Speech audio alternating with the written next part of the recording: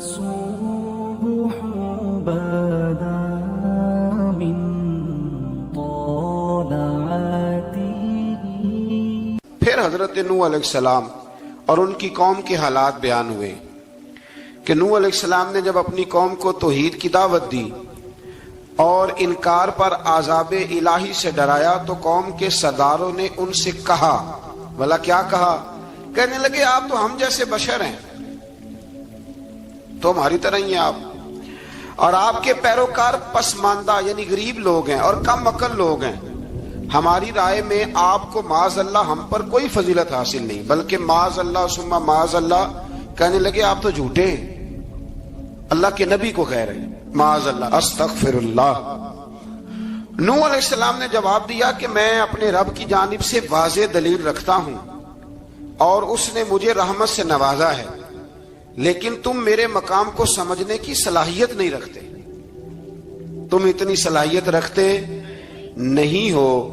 اور پھر ارشاد فرمایا کہ میں تم سے دعوت حق کے صلے میں کسی اجر کا طلبگار نہیں ہوں اور نہ ہی میں اہل ایمان کو اپنے پاس سے دھتکارنے والا ہوں، اور میں نے یہ دعویٰ بھی نہیں کیا کہ میرے پاس اللہ کے خزانے ہیں، اور نہ میں از خود غیب جاننے والا ہوں، اور نہ ہی میں یہ کہتا ہوں کہ میں فرشتہ ہوں، نہ میں یہ کہتا ہوں کہ جن لوگوں کو تم اپنی نظروں میں حقیر جانتے ہو اللہ انہیں خیر سے نہیں نوازے گا.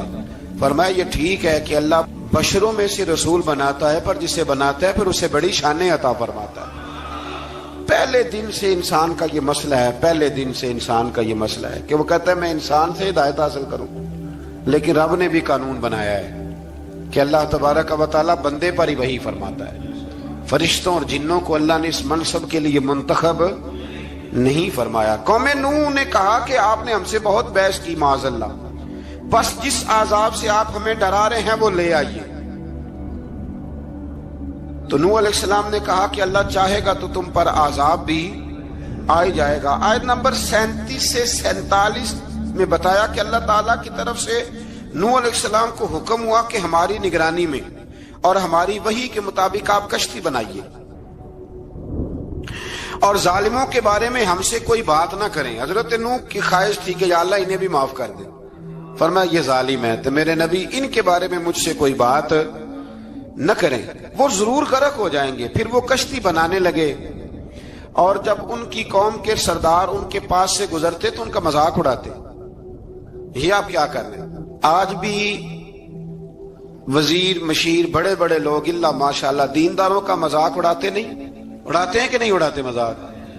یہ کن کا طریقہ ہے؟ یہ تو قرآن مجید کہہ رہا ہے کہ حضرت نوح کی قوم جو کافر تھی ان کا طریقہ ہے اہل ایمان کا مذاق اڑانا.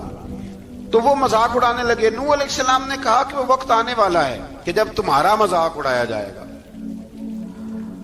اور تمہیں پتہ چل جائے گا کہ رسوا کن عذاب کس پر آئے گا. اللہ تعالیٰ نے فرمایا جب ہمارا حکم عذاب آ پہنچا اور تندور ابلنے لگا، تندور سے آگ نکلا کرتی ہے، پانی نہیں نکلا کرتا، اور نوح علیہ السلام کی قوم پر جب عذاب آیا تو پانی تندور سے نکلا.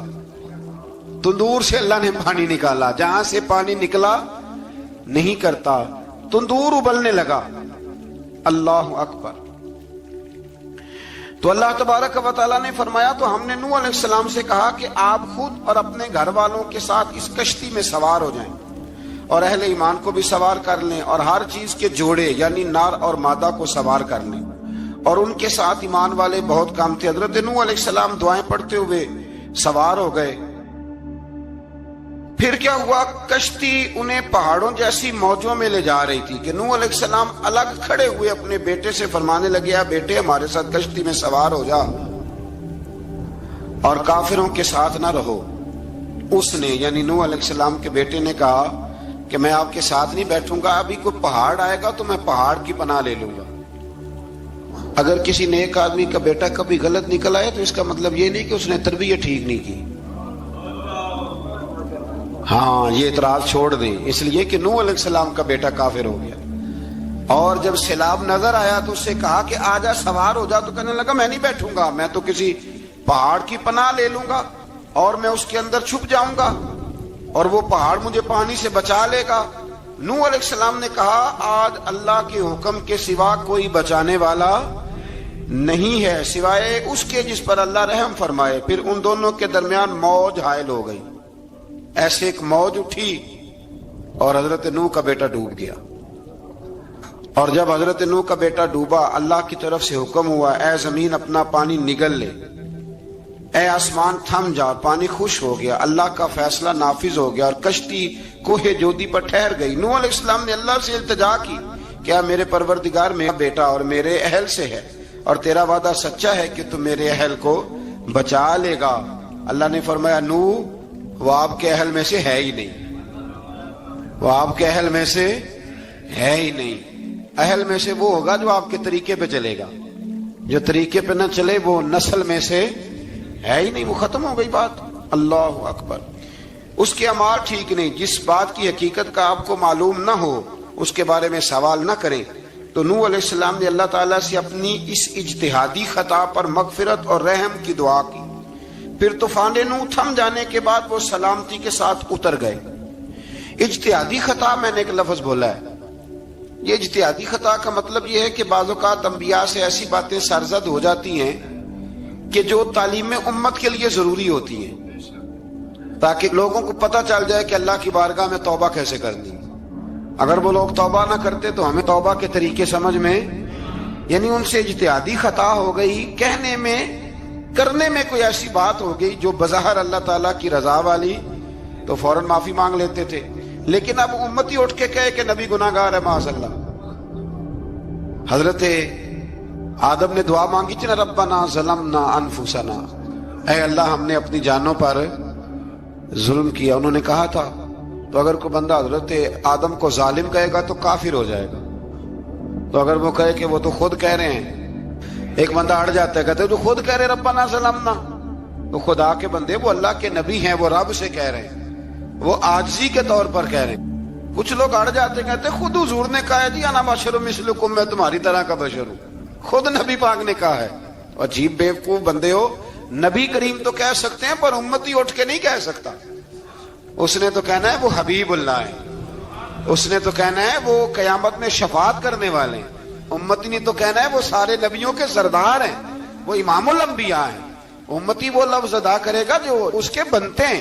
اب کوئی بندہ اٹھ کے کہہ دے، دیکھے نا ایک بہت بڑا عالم تقریر کرتے ہوئے کہے جی میں تو ان پڑھ آدمی ہوں، تو اس کا شاگرد کہے کہ استاد جی قسم اٹھائے ہاں آپ نے تقریر میں کہا نہیں میں ان پڑھ ہوں، آپ تو ان پڑھ ہے۔ تو یہ بات ادب ہے کہ بے ادبی ہے؟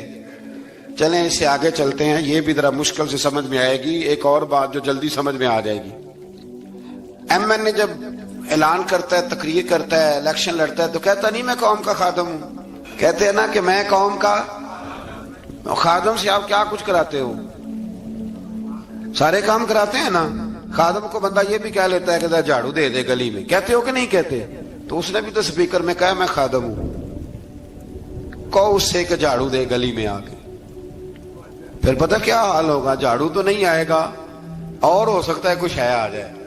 تو اس لیے اب کوئی بندہ کہے جی انہوں خود کہا، تو ایک کچھ پوری جماعت ہے لوگوں کی جو بات کو سمجھتی نہیں، کہتے ہیں خود کہا میں بشر ہوں، انہوں نے خود کہا میں غیب نہیں جانتا، انہوں نے خود کہا میرے پاس خزانہ کوئی نہیں، انہوں نے خود کہا میرے پاس کوئی شے نہیں۔ تو اس لیے آپ سمجھیں کسی کے لفظوں پر اگر آپ گرا لگا کے بیٹھیں گے تو پھر اس سے بے ادبی ہوگی۔ تو نوح علیہ السلام نے اللہ سے اپنی اجتہادی خطا کی معافی مانگی۔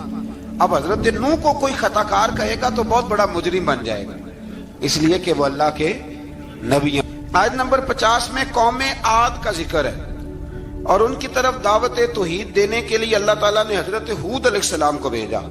ہود علیہ السلام نے قوم سے کہا کہ میں تم سے کسی چیز کا اجر طلب نہیں کروں گا، میرا اجر میرے اللہ کی بارگاہ میں ہے، بس تم اپنے رب سے بخشش مانگو، پھر اس کی بارگاہ میں توبہ کرو، اللہ تعالیٰ تم پر موسلا دار بارش برسائے گا اور تمہاری قوت میں اضافہ فرمائے گا۔ قوم عاد نے دعوت حق کو رد کیا اور ایمان نہ لائے، بلکہ ہود علیہ السلام پر طنز کیا۔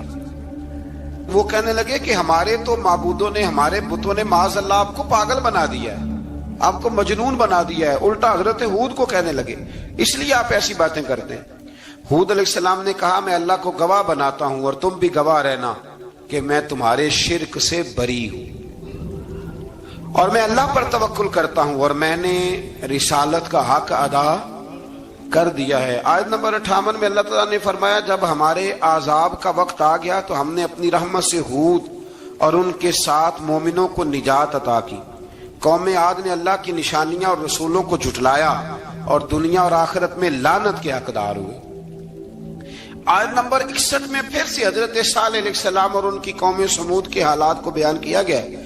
حضرت صالح نے کہا ہے میری قوم اللہ وحدہ لا شریک کی عبادت کرو، اس سے بخشش طلب کرو، اس کی بارگاہ میں توبہ کرو، اس نے تمہیں زمین سے پیدا کیا ہے، اس پر آباد کیا ہے۔ جواب دیا ہے صالح ہمارے آباء و اجداد کے معبودوں کی عبادت کو روکنے سے پہلے ہمیں آپ سے بڑی امیدیں تھی اور اب آپ ہمیں روکنے لگ گئے ہیں باپ دادا کے دین سے، لیکن اب ہمیں آپ کی دعوت کے بارے میں شکوک ہیں۔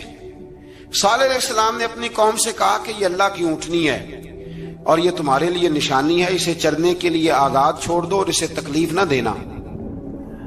اللہ اکبر، ورنہ تمہیں عذاب پہنچے گا۔ انہوں نے اونٹنی کی کونچیں کاٹ ڈالی۔ صالح علیہ السلام نے کہا تم صرف 3 دن اپنے گھروں میں مزے اٹھا لو، 3 دن، پھر اللہ کا یقینی عذاب آئے گا۔ پھر ایک چنگاڑ نے ان کو آ دبوچا، وہ اپنے گھروں میں گھٹنوں کے بل اوندے پڑے رہ گئے۔ صرف صالح علیہ السلام ان کے ساتھ اہل ایمان اس عذاب سے بچے۔ یہ 3 قوموں کا ذکر ہو گیا، نوح علیہ السلام کی قوم کا بھی، ہود علیہ السلام کی قوم کا بھی، اور حضرت صالح علیہ۔ آگے اللہ تبارک و تعالیٰ نے آیت نمبر 69 میں اس بات کا بیان فرمایا کہ حضرت ابراہیم علیہ السلام کے پاس فرشتے بشری شکل میں آئے، انسانی شکل۔ انہوں نے اجنبی مہمانوں کے لیے بچڑے کا بھنا ہوا گوشت تیار کرایا۔ آپ یقین کریں کچھ باتیں لوگ ایسی بیان کرتے ہیں کہ جن کو نہ سن کے بندے کا دل کرتا ہے کہ اس بندے کو بتائیں کہ یار یہاں تو دین سارا پڑھ۔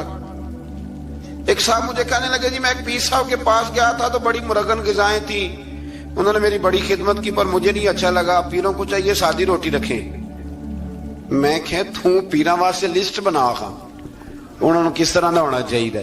یہ بہت بڑی مصیبت ہے، اگر آپ سادہ کھانا کھلا دیں تب بھی اعتراض ہے، اچھا کھلا دیں کہنے رولا ہے کوئی پیر چوکھے مالدار، دونوں طرف سے مسئلہ۔ تو کہنے لگا جی نہیں پیروں کا کیا کام ہے، وہ کڑائیاں اور وہ سارے۔ تو پھر میں نے انہیں کہا کہ آپ اس طرح کریں، گھر جا کے نا تو 12ویں سپارے کی تلاوت کریں۔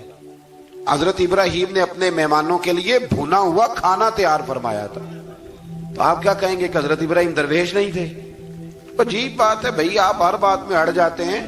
دین ہم نے وہ لینا ہے جو اللہ کا قرآن ہمیں دیتا ہے اور رسول اللہ کی حدیث ہمیں دیتی ہے۔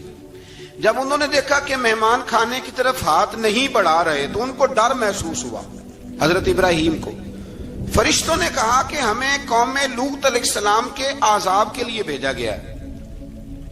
حضرت ابراہیم کی بیوی کھڑی تھی، اس پر وہ مسکرائیں تو فرشتوں نے اللہ کی طرف سے انہیں حضرت اسحاق علیہ السلام اور اس کے بعد حضرت یعقوب علیہ السلام کی بشارت عطا۔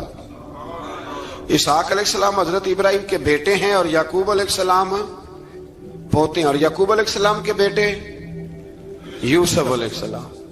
ہاں اللہ اگر چاہے تو 7 نسلوں میں نبوت رکھ دیتا ہے اگر اس کی منشا ہو۔ تو حضرت یعقوب کی بشارت دی۔ انہوں نے حیرت سے کہا کہ ہم دونوں میاں بیوی تو بوڑھے ہیں، اس عمر میں اولاد کیسے ہوگی؟ تو فرشتوں نے جواب دیا اے ابراہیم کے گھر والوں، تم پر اللہ کی رحمتیں اور برکتیں ہوں، اللہ کی قدرت پر تمہیں کیوں تعجب ہے؟ اللہ فرماتا ہے کہ بیٹے کی بشارت سن کر ابراہیم کا خوف دور ہو گیا اور پھر وہ قوم لوط کے بارے میں گفتگو کرنے لگے۔ ابراہیم بہت بردبار، اللہ سے آہوزاری کرنے والے اور اس کی طرف رجوع کرنے والے تھے۔ اللہ تعالیٰ نے حضرت ابراہیم علیہ السلام کو فرمایا اے ابراہیم اس گزارش سے آپ گریزاں رہیں، اس کا یقینی فیصلہ ہو چکا ہے اور ان پر نہ ٹلنے والا عذاب نازل ہو کے رہے گا۔ وہ کیا گناہ کرتے تھے؟ لوط علیہ السلام کی قوم میں میں نے بتایا تھا، مرد مردوں سے بدفعلی کرتے۔ تو حضرت ابراہیم نے بھی عرض کی، بار بار گزارش کی، بحث کی کہ اللہ مہربانی فرما ان کا عذاب۔ آپ دیکھیں نبیوں کے حوصلے کتنے بڑے ہیں، قومیں تنگ کرتی ہیں اور طرح طرح کی باتیں کرتی ہیں اور پیغمبر پھر بھی کہتے ہیں یا اللہ مہربانی فرما، اے اللہ ان سے عذاب۔ آیت نمبر 77 میں حضرت لوط علیہ السلام کی قوم کی بدعمالیوں اور لوط علیہ السلام کے اپنی قوم کو بدعمالیوں کے باعث فرشتوں کی آمد، قوم کے بدعمال لوگوں کے دوڑ کر آنے اور حضرت لوط کو ان کے سمجھانے اور ان کے انکار پر مضطرب ہونے کا ذکر ہے، جس پر فرشتوں نے حضرت لوط کو تسلی دی کہ آپ فکر نہ کریں، ہم آپ کے رب کے فرشتے ہیں، یہ آپ اور ہم تک نہیں پہنچ سکیں گے۔ آپ رات کے آخری حصے میں قوم کی طرف توجہ کیے بغیر ہجرت فرما لیں، اس لیے کہ صبح کے وقت ان پر عذاب آئے گا۔ جب اللہ کا عذاب آیا تو اس نے بستی کے اوپر کے حصے کو نیچے کر دیا اور قوم لوط کے اوپر اللہ کی طرف سے لگاتار نشان زدہ پتھر برسائے گئے، لگاتار پتھر آئے۔ آیت نمبر 84 میں اللہ تعالیٰ نے حضرت شعیب علیہ السلام اور ان کی قوم کا ذکر فرمایا ہے اور ان کے جرائم کو بیان کیا گیا ہے۔ وہ ناپ تول میں کمی کرتے تھے، دوسروں کو چیزیں کم تول کر دیتے تھے۔ اللہ تعالیٰ نے ان سے فرمایا کہ فساد فی الارض سے باز آؤ اور اپنے سے پہلے سرکش امتوں کا انجام دیکھ لو۔ جب حضرت شعیب کی نصیحتوں کا ان پر اثر نہ ہوا تو پھر اللہ تعالیٰ نے انہیں بھی عذاب سے ہلاک کر دیا۔ آیت نمبر 94 میں فرمایا کہ جب ہمارا عذاب آیا تو ہم نے اپنی رحمت سے حضرت شعیب اور ان پر ایمان لانے والوں کو بچا لیا، اور ظالموں کو ایک زبردست چنگاڑ نے پکڑ لیا تو صبح وہ اپنے گھروں میں اوندے منہ پڑے تھے، گویا وہ کبھی وہاں آباد تھے ہی نہیں۔ آیت نمبر 96 میں حضرت موسیٰ علیہ السلام کو عطا کیے جانے والے 9 معجزات کا ذکر ہے۔ پھر فرعون اور اس کے پیروکاروں کے باطل روش کے باعث ان کی ہلاکت کا بھی ذکر فرمایا، اور دنیا اور آخرت میں انہیں ملعون یعنی لعنتی قرار دیا۔ جن بستیوں کو اللہ تعالیٰ نے ہلاک کیا ان میں سے بعض کے آثار موجود ہیں اور بعض کے آثار تک معدوم ہو چکے۔ ان میں سے ہر بستی والے اپنے ظلم کے باعث ہی ہلاک ہوئے۔ اللہ تعالیٰ کسی پر ظلم نہیں فرماتا، لوگ خود اپنی جانوں پر ظلم کرتے ہیں۔ جو شخص عذاب آخرت سے ڈرتا ہے اس کے لیے اس میں نشانیاں موجود ہیں۔ آیت نمبر 106 سے اللہ تعالیٰ نے انجام کے اعتبار سے لوگوں کی 2 قسمیں بیان کی، 2 قسمیں فرمایا، ایک ہیں سعادت مند لوگ اور دوسرے ہیں بدبخت۔ فرمایا بدبختوں کا ٹھکانہ جہنم ہے جس میں وہ ہمیشہ رہیں گے، اور نیک بختوں کا ٹھکانہ جنت ہے، وہ ہمیشہ اسی میں رہیں گے، اور ان کے لیے اللہ کی طرف سے نا ختم ہونے والی عطائیں۔ آیت نمبر 110 میں حضور صلی اللہ علیہ وسلم کو تسلی دی گئی کہ جس طرح یہ لوگ قرآن کے بارے میں اختلاف کرتے ہیں، اسی طرح قوم موسیٰ نے تورات کے بارے میں بھی اختلاف کیا تھا، اور اللہ نے ان کے اعمال کا پورا بدلہ انہیں دیا۔ آیت نمبر 112 سے سرکشی کو چھوڑ کر احکامات دین پر استقامت اختیار کرنے اور ظالموں کے ساتھ میل جول رکھنے سے بچنے کا حکم دیا گیا ہے، اور فرمایا کہ ظالموں سے میل جول کا انجام دوزخ کی آگ ہے۔ ہم لوگ نہ شکوہ کرتے ہیں، کسی حکومت کو بنے ہوئے 6 مہینے گزرتے ہیں تو شکوہ شروع ہو جاتا ہے، حالانکہ وہ خود تو نہیں نہ بنتے، ان کو کوئی بنانے والا ہے۔ تو ظالم کا جو مددگار ہوتا ہے وہ بھی ظالم ہوتا ہے، اس لیے احتیاط کریں۔ اور یہ صرف سیاستدانوں کی بات نہیں، دنیا کے ہر معاملے میں آپ غور کریں کہ آپ کسی ظالم کے مددگار تو نہیں۔ اللہ تعالی ہمیں حق پر استقامت عطا فرمائے۔ آیت نمبر 114 میں دن کے دونوں طرفوں میں اور ابتدائی رات کے کچھ حصے میں اللہ تعالیٰ نے نماز قائم کرنے کا حکم دیا ہے، رات کے کچھ حصے میں بھی نماز پڑھنی چاہیے، اور یہ بھی بتایا کہ بے شک نیکیاں گناہوں کو مٹا دیتی ہیں، اور یہ نصیحت قبول کرنے والوں کے لیے نصیحت ہے۔ آیت نمبر 120 میں اللہ تعالیٰ نے فرمایا کہ ہم آپ صلی اللہ علیہ وسلم کو رسولوں کی تمام خبریں آپ کے دل کی تسکین اور تقویت کے لیے بیان کرتے ہیں، اور ان میں مومنوں کے لیے نصیحت اور عبرت ہے کہ ان ساری باتوں سے عبرت پکڑ لو۔ بچہ صرف وہی جو اللہ کے نبیوں کے طریقے پہ چلا اور نبیوں کے ساتھ رہا، باقی بچ سکے نہیں۔ اللہ تعالیٰ کی طرف سے توحید و رسالت اور وقوع قیامت کے دلائل بھی ہیں۔ آیت نمبر 123 میں فرمایا کہ آسمانوں اور زمینوں میں سب غیب اللہ ہی کے ساتھ مختص ہیں، اور ہر کام اسی کی طرف لوٹایا جاتا ہے۔ آپ اسی کی عبادت کیجئے، اسی پر توکل کیجئے، اور آپ کا رب لوگوں کے اعمال سے غافل نہیں ہے۔ اسی بارے میں نا آگے سورۃ یوسف شروع ہو رہی ہے، اس کو اللہ تعالیٰ نے کہا ہے کہ یہ بڑا پیارا قصہ ہے، احسن القصص کا، قصوں میں سونا قصہ۔ تو یہ کچھ 12ویں پارے میں اور کچھ 13ویں پارے میں ہے۔ میں نے یہ ارادہ کیا ہے کہ یہ ایک ہی دن پوری بیان کی جائے۔ قوم سبت کا ذکر فرمایا اللہ نے، ہفتے والے دن کچھ لوگ نافرمانی کرتے. ہمارے بھی ہیلے بہانے ہیں نا آج کل کاروبار میں. تو اسی سپارے کی آیت نمبر 65 کے اندر اللہ تعالیٰ نے حضرت داؤد کی قوم کا ذکر کیا کہ اللہ نے انہیں حکم دیا تھا کہ ہفتے والے دن مچھلیاں نہیں پکڑنی. تو وہ کہتے تھے چلو ہاتھ لگا کے نہیں پکڑنی, ہاتھ لگا کے. وہ ہمارے لوگ ہیلے بہانے تلاش کر لیتے ہیں نا. وہ بڑے جناب انشورنس والا آ گیا, اب وہ بینک والا آ گیا, اب وہ فلانے صاحب آ گئے, وہ تروڑ مروڑ کے کہانیاں باتیں, اور پھر ہمیں بھی رستے مل جاتے ہیں بچنے کے. مفتی صاحب نے کہہ دیا تھا, ایک مولانا سے میں نے ان کو کہا ہفتے والے دن مچھلیاں نہیں پکڑنے کا. نہیں پکڑتے, چھوٹے چھوٹے حوض بنا لیے. تو مچھلیاں زیادہ آتی تھی اس دن, یہ بھی اللہ کی قدرت تھی. نماز کے وقت گاہک زیادہ آتے ہیں, یہ اس کی قدرت ہوتی ہے. تو وہ مچھلیاں حوض میں جمع ہو جاتی ہیں. یوں سمجھ لیں کہ جال انہوں نے لگا لیے ہوئے تھے, تو جال میں وہ پھنستی رہتی تھی, حوضوں میں آتی رہتی تھی. ہفتے کو نہیں پکڑتے تھے, اتوار کو پکڑ لیتے تھے. تو پھر اللہ نے انہیں سزا دی. فرمایا تماشے کرتے ہو اللہ کے حکم کے ساتھ. کیا سزا دی؟ فَقُلْنَا لَهُمْ كُونُوا قِرَادَةً خَاسِئِينَ. فرمایا بندر بن جاؤ دھتکارے ہوئے. جو رزق حرام طریقے سے کماتے تھے رب انہیں بندر بنا دیتا تھا. ابھی بھی میں نے دیکھے ہیں بڑے بڑے تاجر پاگلوں جیسی زندگی گزار رہے ہیں. نفسیاتی طور پہ سکون نہیں ہے, کروڑوں روپیہ پڑا ہے. کیوں؟ اس لیے کہ رب کے بتائے ہوئے طریقے کے مطابق تجارت نہیں کرتے. آگے ایک اور دلچسپ بات آ گئی. بنی اسرائیل کے اندر نا ایک شخص نے اپنے چچا کو قتل کر دیا جائیداد کے لیے. یہ دیکھیں کب سے لوگ جائیداد کے لیے قتل کرتے آ رہے ہیں. چچا کو قتل کر دیا, اور قتل کر کے حضرت موسیٰ علیہ السلام کے پاس آئے کہ میرے چچا کو کسی نے قتل کر دیا ہے, تو بتائیں کیا کرنا ہے. تو آپ نے فرمایا کہ گائے ذبح کرو, اور اس کا ایک ٹکڑا مقتول کو مارو, مرنے والے کو. وہ خود اٹھ کے بتا دے گا مجھے کس نے قتل کیا ہے. اب ارادہ نہیں تھا گائے ذبح کرنے کا, تو بہانے کرنے لگے. ارادہ نہیں نہ ہوتا تو پھر کیا ہوتے ہیں, کہنے لگے گائے کس طرح کی ہو, بوڑھی ہو کہ بچی ہو, رنگ کیسا ہو, جوان ہو کہ چھوٹی ہو, حال میں ایک دفعہ چلنا سیکھ گئی ہو یا ابھی نہ سیکھی ہو. تو بتاتے گئے تو رب بھی شرطیں بیان کرتا گیا. گہرے زرد رنگ کی ہو, حال کے اندر اسے نہ چلایا گیا ہو, پانی نہ نکالا گیا ہو, نہ بچی ہو نہ جوان ہو, اس کے درمیان ہو. یہ ساری شرطیں کہاں پائی جاتی تھی؟ حضرت موسیٰ علیہ السلام کی قوم کا ایک شخص تھا جو اللہ کا ولی تھا. وہ جب انتقال کرنے لگا نا, اللہ اکبر, دیکھو رب ولیوں کی اولادوں پر بھی کتنا فضل فرماتا ہے. وہ جب انتقال کرنے لگا تو ایک اس کے پاس چھوٹی سی بچیا تھی, گائے کی بچی. اس نے جنگل میں چھوڑ دی. کہنے لگا یا اللہ میں تیرے نام پہ چھوڑتا ہوں, میرا بچہ جوان ہو جائے تو اسے دے دینا, اور تو سرمایہ ہی کوئی نہیں.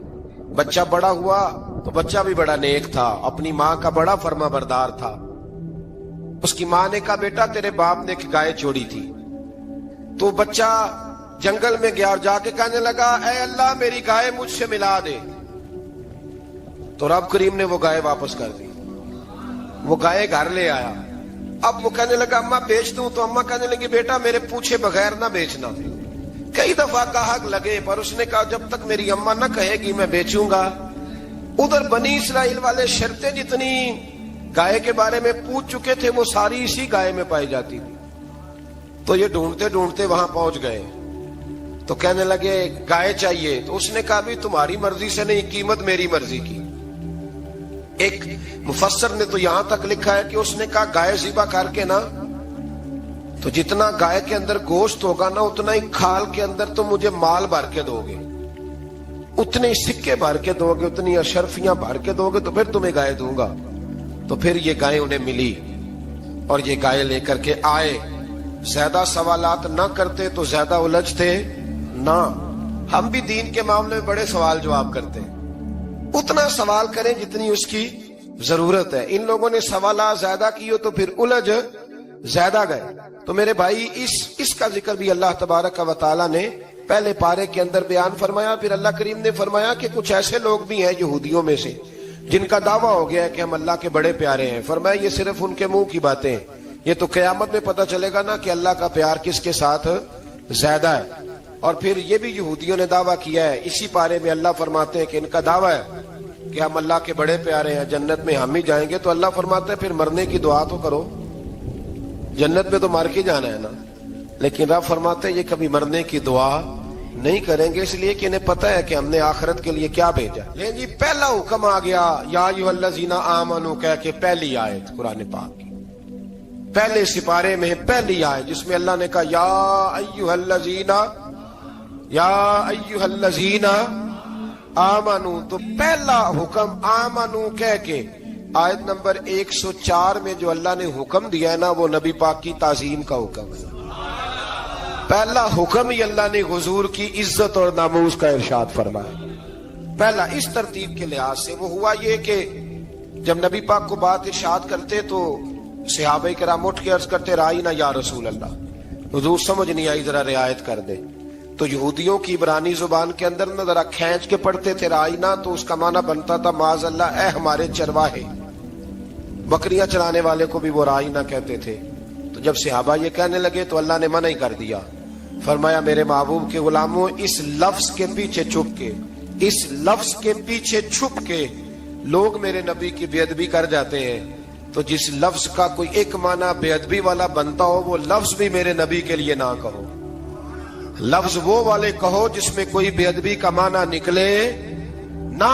یہاں لوگوں نے بڑے بڑے لفظ نہیں بول دیے، پھر کہتے میرا مطلب یہ تھا، میرا مطلب وہ تھا، تو تو نے وہ لفظ بولا کیوں جس کا کوئی غلط مطلب بھی نکل سکتا تھا۔ اللہ نے فرمایا یا ایھا الذین آمنوا لا تقولوا رائینا، اے ایمان والو رائینا کہو ہی نہ۔ تو یا اللہ کیا کہیں؟ فرمایا وقولوا انظرنا، تم کہو یا رسول اللہ ایک نظر فرمائیے، انداز دیکھیے، انظرنا ایک نظر۔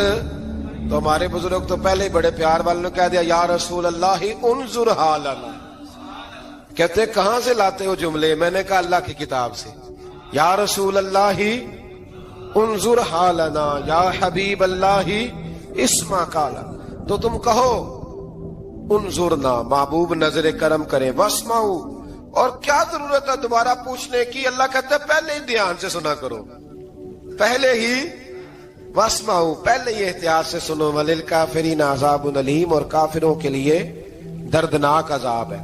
لے جی اسی پارے میں اللہ تبارک و تعالیٰ نے پھر اہل یہود کا ذکر کیا، تو یہود کہنے لگے کہ ہم حضرت ابراہیم کے ماننے والے ہیں، تو اللہ کریم نے وہ بھی ذکر کیا کہ میں نے تو ابراہیم کو آزمایا ہے، وَإِذِ ابْتَلَىٰ إِبْرَاهِيمَ رَبُّهُ بِكَلِمَاتٍ فَأَتَمَّهُنَّ، ہم نے ابراہیم کو کچھ چیزوں سے آزمایا ہے، وہ ہماری آزمائش پہ پورے اترے۔ قَالَ إِنِّي جَاعِلُكَ لِلنَّاسِ إِمَامًا، تو پھر ہم نے انہیں کہا کہ ہم آپ کو پوری دنیا کا امام بنائیں گے۔ وہ آزمائش کیا تھی؟ آگ میں جانا بھی آزمائش، بیٹے کا نہ ہونا بھی آزمائش، بیٹا ہوا تو پھر اسے وادی غیر ذی زرع ان میں چھوڑ کے آنا بھی آزمائش، بڑا ہوا تو پھر ذبح کرنا بھی آزمائش۔ فرمایا جہاں جہاں آزمایا ہے نا ابراہیم ہماری آزمائش میں پورے اترے۔ فرمایا تو مفت میں حضرت ابراہیم کی اولاد بنتے ہو اور ان کا نام لیتے ہو اور ان کے ساتھ اپنا تعلق بناتے ہو، دیکھو تو صحیح وہ کتنی آزمائشوں سے گزرے۔ تو اس کا بھی اللہ نے اسی میں ذکر فرمایا۔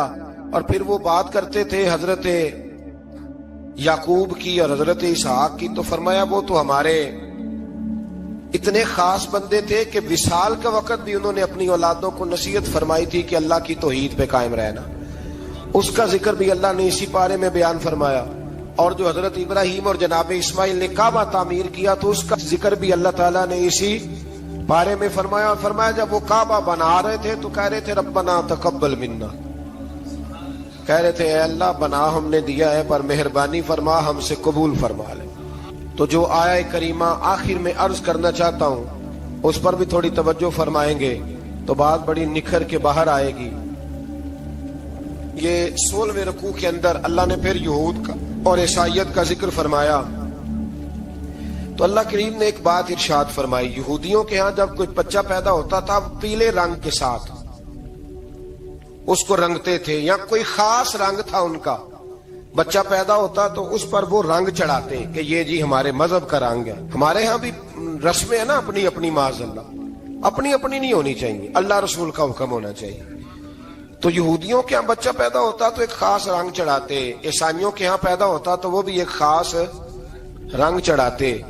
تو مسلمانوں کے ہاں بچے پیدا ہوئے تو انہوں نے بھی توجہ کی کہ یہ کیا ہو رہا ہے، تو رب کریم نے فرمایا صبغۃ اللہ، رنگ اللہ کا ہی ہے، ومن احسن من اللہ صبغا، اور فرمایا اللہ کے رنگ سے زیادہ خوبصورت کس کا رنگ ہو سکتا ہے؟ اللہ کا رنگ کیا ہے؟ لا الہ الا اللہ محمد الرسول اللہ صلی اللہ علیہ، فرمایا نیلے پیلے کالے رنگ نہ چڑھاؤ، اپنے ذہن پر توحید و رسالت کا رنگ چڑھاؤ، یہ سب سے بہترین رنگ ہے۔ اگر تمہارے ذہنوں پر رب رسول کی توحید کا رنگ چڑھ گیا تو یہ وہ والا رنگ ہے، پھر تمہیں کسی اور رنگ کی طرف جانے کی ضرورت نہیں پڑے گی۔ تو فرمایا رنگ وہ پیدا کرو جو توحید کا ہے، رسالت کا ہے، اس رنگ کی توجہ کرو۔ قرآن مجید کے اس پارے میں اللہ کریم نے مختلف باتیں بیان کر کے آخری رکوع میں یہ جو رنگ کا ذکر فرمایا نا، تو یہ لگتا ہے پورے پارے کا خلاصہ ہے کہ رب کریم نے فرمایا اصل بات یہ ہے کہ تمہاری سوچوں پہ رب رسول کی توحید و رسالت کا رنگ ہونا چاہیے۔ وہ ایک دفعہ مسلمہ کذاب بے ایمان کہنے لگا میں نے بنا لیا قرآن پاک کا جواب، معاذ اللہ۔ جواب کیا بنایا؟ وہ سورت ہے نا القاریۃ ما القاریۃ وما ادراک ما القاریۃ، کھڑکھڑانے والی کیا ہے؟ کھڑکھڑانے والی تمہیں کیا پتا کیا ہے؟ کھڑکھڑی قیامت کا ذکر ہے۔ کہنے لگا میں نے اس کی ایسی صورت بنا لیا، تو کیا بنایا؟ الفیل ملفیل وما ادراک ما الفیل، کہنے لگا ہاتھی، تمہیں کیا پتا کیا ہاتھی؟ تم کیا جانو کیا ہاتھی؟ تو پاس جو اس کے اپنے بیٹھے تھے نا چیلے، کہنے لگے چپ کر جا، سارے زمانے کو پتا ہاتھی کیا ہوتا ہے۔ تو پاگل ہے، اس کے دو کان ہوتے ہیں، ایک سونڈ ہوتی ہے، چار اس کے پیر ہوتے ہیں۔ بیوقوف آدمی قرآن کا مقابلہ کرنا ہے تو کچھ چاج کے ساتھ کر، پاگلوں کی طرح مقابلہ کرے گا، جوتے کھائے گا بھی، ہمیں بھی پڑھوائے گا۔ تو قرآن مجید کا کوئی مقابلہ کر سکا؟ تو اس آیہ مبارکہ میں اللہ نے کافروں کو یہ کہا اگر مقابلہ نہیں کر سکتے تو پھر اللہ سے ڈرو، ورنہ دوزخ میں ڈالے جاؤ گے، وہ جس کا ایندھن آدمی اور پتھر ہے، اور بنائی بھی کافروں کے لیے گئی ہے۔ اعدت للکافرین، جہنم کس کے لیے بنائی گئی ہے؟ کافروں اور منافقوں کے لیے۔ مسلمانوں کے لیے بنائی گئی، مسلمان مرضی سے چھلانگے لگائیں تو ان کی موج ہے، ورنہ ان کے لیے جہنم، ان کے لیے اللہ نے جنت بنائی ہے۔ اور یہ بات کرتے ہی رب کریم نے فرمایا اے محبوب علیہ الصلوۃ والسلام، مومنوں کو خوشخبری دے دیں کہ اللہ نے ان کے لیے جنت بنائی ہے، اس میں باغات ہیں، انہیں رزق دیا جائے گا کھانے کے لیے، اور اس میں انہیں پاکیزہ بیویاں دی جائیں گی، اور پھر وہ اس میں ہمیشہ رہیں گے، انہیں اس سے نکالا نہیں جائے گا۔ آگے جو آیات کریمہ ہے نا، اس کے اندر اللہ تبارک و تعالیٰ نے فرمایا ہے کہ اللہ حیا نہیں کرتا سمجھانے کے لیے مچھر کی مثال بھی دینی پڑے۔ فرمایا قرآن سے کچھ لوگ ہدایت حاصل کرتے ہیں اور کچھ گمراہ ہو جاتے ہیں۔ جب لوگ اپنی مرضی کی تشریحات چاہتے ہیں تو گمراہ ہوتے ہیں، اور جب قرآن کو رسول اللہ صلی اللہ علیہ وسلم اور امت مسلمہ کی تشریحات کی روشنی میں سمجھتے ہیں تو پھر اللہ ہدایت عطا فرماتا ہے۔ پھر اللہ تبارک و تعالیٰ نے آگے ارشاد فرمایا حضرت آدم کی پیدائش کا واقعہ۔ کچھ مفسرین نے لکھا اللہ نے مشورہ کیا تھا فرشتوں سے، وَإِذْ قَالَ رَبُّكَ لِلْمَلَائِكَةِ إِنِّي جَاعِلٌ فِي الْأَرْضِ خَلِيفَةً، لیکن کچھ مفسرین کہتے ہیں کہ اللہ کو ضرورت نہیں فرشتوں سے مشورہ کرنے کی، اللہ نے فرشتوں سے مشورہ نہیں کیا، بلکہ رب نے انہیں آگاہ فرمایا تھا کہ میں لگا ہوں زمین پہ اپنا نائب بنانے، میں خلافت دینے لگا ہوں زمین پہ۔ اب یہ تو دینے والی کی مرضی ہے نا اس نے کس کو دینی ہے، یہ تو دینے والے کی مرضی ہے نا اس نے۔ تو کچھ لوگ کہتے ہیں کہ دینے والے سے زیادہ ہمیں پتہ ہے، تو فرشتوں کو بھی یہ اجتہادی خطا ہو گئی، کہنے لگے یا اللہ اسے نہ بنانا، یہ فساد کرے گا، یہ خون ریزیاں کرے گا۔ تو اللہ نے فرمایا جو میں جانتا ہوں وہ تم، اللہ اکبر۔ امام راضی فرماتے جب رمضان آتا ہے تو اللہ فرشتوں سے کہتا ہے ذرا یہ کھول کے دروازے دیکھو نا یہ زمین پہ کیا کر رہے ہیں، تم تو کہتے تھے فساد کریں گے اور یہ سارے تراویحیں پڑھ رہے ہیں، تم تو گویا کہتے تھے فساد کریں گے اور یہ تو دیکھو گویا رمضان کے روزے رکھ رہے ہیں، یہ تو میری یاد میں نکلے ہوئے، تم کچھ کہتے تھے اور دیکھو میں نے تمہیں کہا تھا نا جو میں جانتا ہوں وہ تم۔ اللہ نے پھر حضرت آدم علیہ السلام کو تمام زمانے کے علوم عطا کیے، علم سکھا لیا۔ تو فرشتوں سے کہا تم بھی ان چیزوں کے نام بتاؤ، تو وہ بتا سکے نہیں۔ اللہ نے فرمایا اب اس طرح کرو آدم کو سجدہ کرو، سب نے سجدہ کیا سوائے، وہ کہنے لگا یا اللہ صرف تجھے ہی کرنا ہے، کرنا بھی صرف اللہ کو چاہیے، پر رب کے آگے بھی جھکنا چاہیے، اور جس کے سامنے رب جھکائے نا وہاں بھی۔ اور یہ جو عاجزی ہے نا، یہ جو جھکنا ہے یہ علم کے آگے ہے، ہماری مصیبت یہ ہے کہ ہم علم کے آگے بھی گردن جھکانے کو تیار نہیں ہوتے، وہاں بھی ہم خود عالم فاضل بن جاتے ہیں۔ تو فرمایا کہ سب سے کہا سجدہ کرو، سب نے سجدہ کیا سوائے ابلیس کے، تو پھر ہوا کیا؟ وَكَانَ مِنَ الْكَافِرِينَ، وہ کافروں میں سے ہو گیا۔ پھر اللہ نے حضرت آدم کو اور جناب حوا کو نا مقام دے دیا جنت میں رہنے کے لیے، اور کہا سارا کچھ کھانا، درخت کے قریب نہ جانا۔ ابھی آپ کسی سے کہہ دیں تھوڑا سا کہ پیچھے نہ دیکھنا، یعنی اگر میری سمجھ لے ادب کی وجہ سے کوئی 1.5-2 منٹ یا 6 منٹ نہیں بھی نہ دیکھے گا تو سوچے گا ضرور کہ پتہ نہیں اب پیچھے کیا ہے، مصیبت کیا ہے۔ یعنی آپ کہہ کے دیکھ لیں کسی کو، پیچھے نہ دیکھنا فطرت ہے نا انسان کی، وہ جستجو کرتا ہے، کہا اس درخت کے پاس نہ جانا۔ تو حضرت حوا سلام اللہ علیہا کہتے ہیں دل میں خیال رہتا تھا کہ آخر ہے کیا درخت کے پاس۔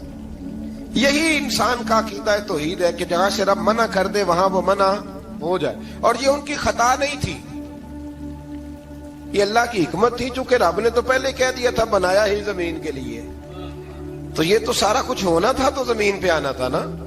تو حضرت حوا اور جناب آدم کے پاس شیطان آیا، اب اس کو نکال تو دیا تھا پر ابھی اس کا جنت میں آنا جانا بند نہیں ہوا تھا، یہ بھی اللہ کی حکمت تھی۔ تو وہ کہنے لگا تمہیں پتہ ہے بعد میں مر جاؤ گے؟ تو حضرت حوا کہنے لگی کیا موت بھی آئے گی؟ کہاں، اس کی تکلیف بھی بڑی ہوگی، تو پھر بچیں گے کیسے؟ تو کہنے لگے پھل کھا لو اس درخت کا۔ تو بچنے کے لیے پھل کھایا تھا، جس طرح لوگ آج بہت سارے کام بچنے کے لیے کرتے ہیں پر بچ سکتے، بچنے کے لیے پھل کھایا تو اللہ نے فرمایا زمین پہ چلے جاؤ۔ تو حضرت آدم زمین پہ آئے، پھر کئی 100 سال روتے رہے۔ فَتَلَقَّى آدَمُ مِن رَبِّهِ کَلِمَاتٍ، تو پھر اللہ نے خود ہی جناب آدم کو کچھ کلمے سکھائے۔ علامہ اسماعیل لکی فرماتے ہیں وہ کلمے یہ تھے کہ حضرت آدم نے میرے نبی کا وسیلہ پیش کیا، اللہ کریم نے جناب آدم کی دعا کو مقبول فرما لیا۔ پھر آگے بنی اسرائیل کا ذکر آ جاتا ہے۔ اللہ تعالیٰ نے بنی اسرائیل، آج آپ اسی قوم کو یہودی کہتے ہیں، ان کو اللہ نے اس زمانے میں فضیلت عطا کی تھی بہت زیادہ۔ تو عرب کے اندر جب نبی پاک علیہ السلام نے اعلان نبوت کیا تو کچھ لوگوں نے یہ کہہ دیا کہ اگر یہ یہودی کلمہ پڑھ لیں گے تو ہم بھی پڑھ لیں گے۔ تو پھر اللہ نے انہیں یاد کرایا کہ تم اصل میں کیا ہو، تمہیں کلمہ پڑھنا چاہیے۔ تو اہل یہود کا تذکرہ کرتے کرتے رب کریم نے ایک بات یہ بھی ارشاد فرمائی کہ تم لوگوں کو تو کہتے رہے ہو کہ وہ نبی آنے والے ہیں، وہ نبی آنے والے ہیں، اور جب آ گئے ہیں تو ماننے کو تیار نہیں ہو۔ تو فرمایا تأمرون الناس بالبر وتنسون انفسکم وانتم تتلون الکتاب، لوگوں کو بھلائی کا حکم دیتے ہو اور اپنے آپ کو بھول جاتے ہو، افلا تعقلون، تمہیں عقل نہیں؟ پھر اللہ نے انہیں یہ بھی یاد کرایا کہ یاد کرو وہ زمانہ کہ جب فرعون نے خواب دیکھ لیا تھا کہ کوئی بچہ اس کی سلطنت کو تباہ کرے گا، تو پھر اس نے تمہارے بچوں کو ذبح کرانا شروع کیا اور تمہاری بیٹیوں کو چھوڑتا تھا۔ فرمایا یہ بھی تو تم نے دیکھا، میں نے تمہیں پھر تم سے کہا جہاد کرو قوم عمالقہ کے خلاف، تو مقام طیہ میں جا کے یہ لوگ کہنے لگے ہم سے جہاد نہیں ہوتا۔ اللہ نے انہیں ایک میدان میں قید کر دیا۔ بڑی دلچسپ بات، قید تو لوگ ہوتے ہیں نا چار دیواری میں، تو اللہ نے بنی اسرائیل والوں کو جب انہوں نے کہا جہاد نہیں کریں گے تو اللہ نے میدان میں قید کر دیا۔ میدان میں، یہ یاد رکھیں، جب انسان اللہ کی نافرمانی کرتا ہے تو اسے ایسی قید ملتی ہے جس کا اس نے تصور بھی نہیں کیا ہوتا۔ ایک میدان ہے مقام طیہ، قید ہو گئے، سارا دن سفر کرتے تھے، سارا دن، تو رات کو تھک کے سوتے تھے، صبح اٹھتے تھے نا جب، تو وہیں ہوتے تھے جہاں کل صبح چلے تھے۔ تو رب جب کسی کو قیدی بناتا ہے تو اسے زنجیروں کی، سلاخوں کی ضرورت، دعا فرمائے اللہ تبارک و تعالی غموں سے نجات عطا فرمائے، یہ دعا فرمائے۔ ایسی قید دیتا ہے کہ جس سے پھر چھٹکارا ہو سکتا۔ تو بنی اسرائیل کا بہت زیادہ تذکرہ اس بارے میں اللہ تبارک و تعالی نے پھر بیان کیا، اور پھر کہا کہ انہیں جو حکم دیا جاتا تھا یہ اس کی سرتابی کرتے تھے، پھر اللہ نے ان پر ذلت نازل کر دی اور یہ ہمیشہ اس کا شکار ہے۔